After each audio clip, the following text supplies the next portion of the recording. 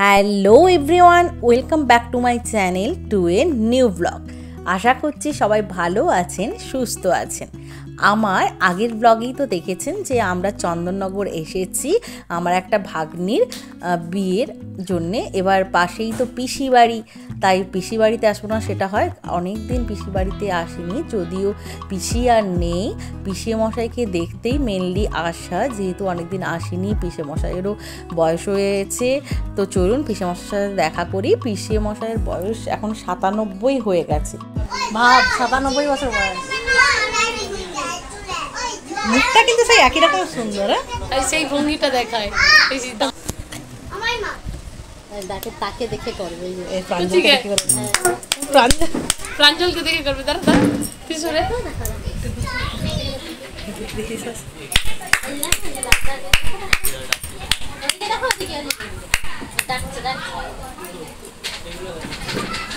প্রাঞ্জল সত্যি সত্যি ভঙ্গিটা দেখাতো, পিসে মতো চিরকাল এই ভঙ্গিটা দেখায় বাচ্চাদের। ভয় পেয়ে তোমার ছেলে আর একটা মেয়ে ছিল না, কিন্তু তোমার হ্যাঁ আমার জামাই বুঝতে পেরেছেন আমাকে বিনা আমি কে দেখছে কচি খোকা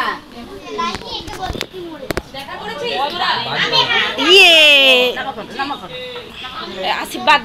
যেহেতু পিসেমশাইয়ের এতটা বয়স হয়েছে, তাই জন্য পিসেমশাই মানে কিছুই আর মনে রাখতে পারছিল না, আমাদেরকে চিনতেই পারছিল না, আমরা তাই বোঝাচ্ছিলাম।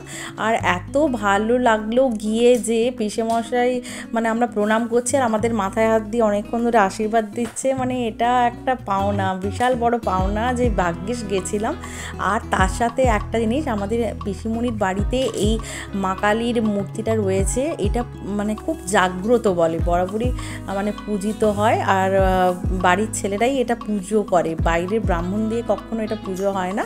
দেখুন মা কালীর জন্যে বিছানা সবই রয়েছে।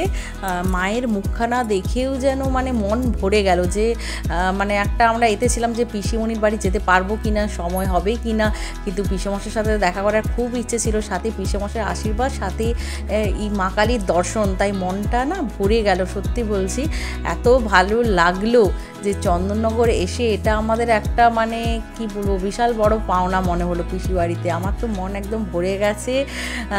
সাথে রাহিকে নিয়ে এসেছি, আমার হাজব্যান্ডকে নিয়ে এসেছি, মানে অনেক দিন আগেই যেহেতু এসেছিলাম, ছোটোবেলায় অনেক দিন পরই যাওয়া। আমার বাবা মা সবাই একসাথে গিয়েছি, খুব ভালো লেগেছে খুব।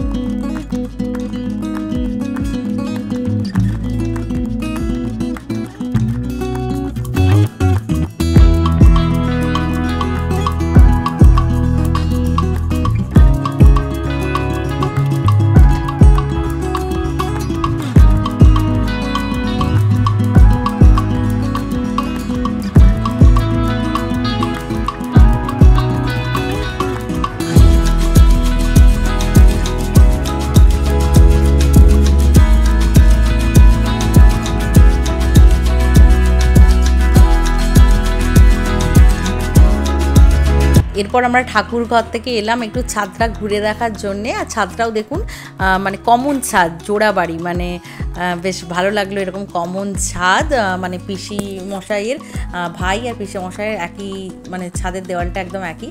আর এটা দেখুন পিসি মশাইয়ের বইগুলো খুব সুন্দর করে সাজানো, যেহেতু পিসি মশাই একজন প্রফেসর ছিলেন, তারও বেশ দেখছিলাম ঘরটাও এত সুন্দর সাজানো গোছানো। আর এরপরে আমরা বেরিয়ে এলাম, কারণ তখন প্রায় বিকেল হতে যায়, তারও বেরিয়ে এলাম একটু রেস্ট নেব, যেহেতু আমরা একটু রেস্ট নিয়ে তারপরে একটু গঙ্গার ঘাটে ঘুরতে যাব। যেহেতু চন্দননগরে কখনো যাইনি, কলকাতায় তো অনেক ঘুরেইছি, প্রায় যাওয়া হয়, কিন্তু চন্দননগরে তো কখনো যাইনি স্ট্যান্ডে, তাই ভাবলাম সবাই আছি একসাথে। দেখুন আমরা দিদি বোন সবাই, কাকিমা আমার মারা সবাই একসাথে যাবই। যে রাহির তো কোনো চিন্তা নেই, এতগুলো দিদি ভাই একসাথে আছে, ওরা আর কী চাই। তা না আমরা এবার বেরোচ্ছি। ওরা এখন থেকেই নাচছে করছে যে সন্ধেবেলা নাচ হবে, এই কথাটা শুনেছে। এই কথাটা শোনার পর থেকে ওরা খুব এক্সাইটেড যে সন্ধেবেলা নাচ টাচ হবে, আর কি চাই।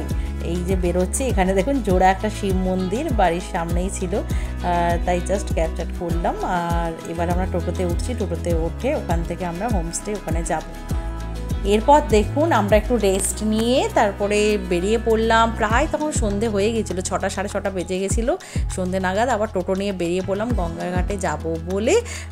টোটোতে করে কিন্তু দেখলাম খুব বেশি দূরে নয়, বেশ দোকানগুলো দেখে দেখে মার্কেট দেখে দেখে বেশ যাচ্ছিলাম, ভালো লাগছিলো। দেখলাম চন্দননগরেও বেশ ভালোই জামা কাপড়ের দোকান রয়েছে, বেশ বড় বড় দোকানই কিন্তু রয়েছে, এছাড়া মল তো আছেই। আর আমরা চলেও এসেছি, আর এবার নামবো।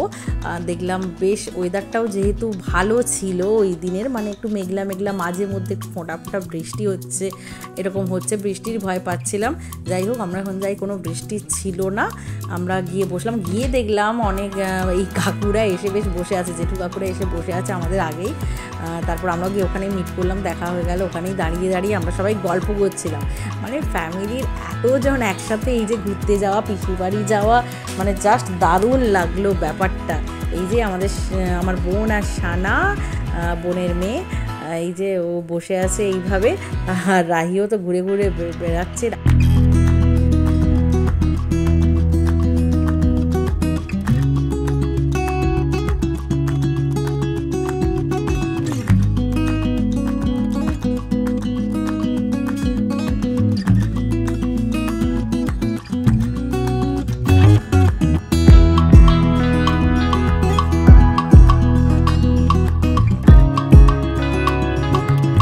এরপরে রাহি হাওয়াই মিঠাই খাচ্ছে, এটাই ওর বায়না করছিল অনেকক্ষণ ধরে, তাই দিয়ে দিলাম। আর আমরা এবার একটু ঘটি গরম খাবো, একদম গরম গরম ছিল, আগে টেস্ট করালো উনি। আমার কিন্তু এই গঙ্গার ঘাটে এসে, কলকাতাতেও যখনই আসি প্রিন্সেপ ঘাটে, তখন কিন্তু এই ঘটি গরমটা খুব খাই, মানে বেশ ভালোই লাগে। দেখেছি গঙ্গায় বসে বসে দেখা। তবে একটা জিনিস, যদি আমরা একটু বিকেল করে আসতাম তো ভিউটা খুব ভালো পেতাম, খুব ভালো লাগতো। কিন্তু ওই সবাই একটু রেস্ট নিলাম, যেহেতু সকালেও ঘুমটা ঠিক হয়নি, ওখানে একটু লেট হয়ে গেছে আসতে। বিকেল করে এলে কিন্তু সত্যিই ভালো লাগতো। যাই হোক, সবাই একসাথে আছি, আনন্দ করছি, এটাই পাওনা।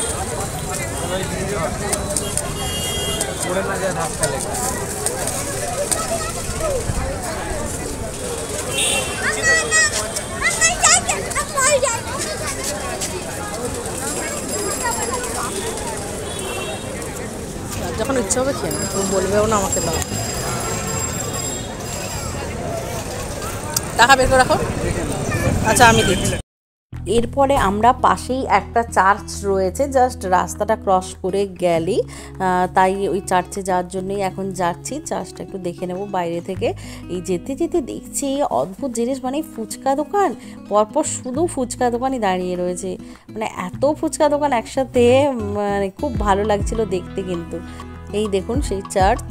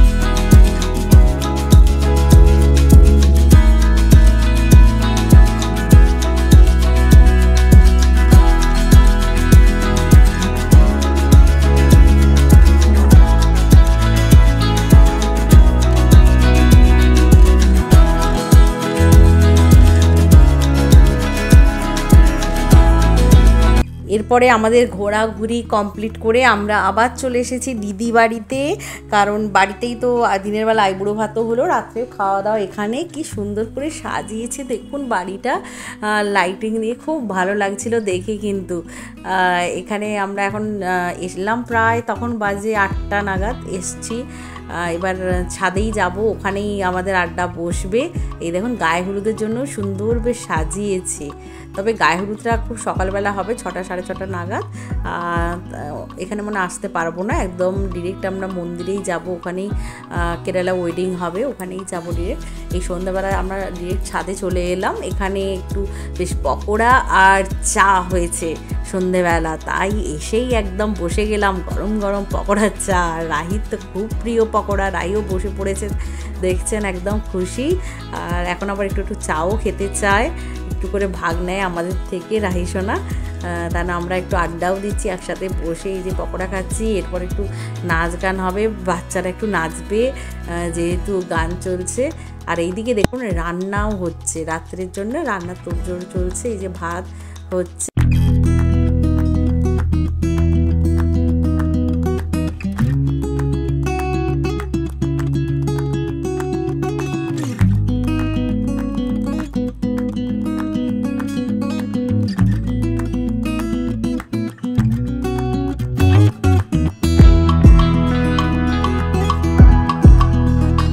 তাহলে সন্ধেটাও বেশ কিন্তু সুন্দরভাবে কাটছে আমাদের, সবাই মিলে একসাথে আড্ডা মারছি, গল্প করছি।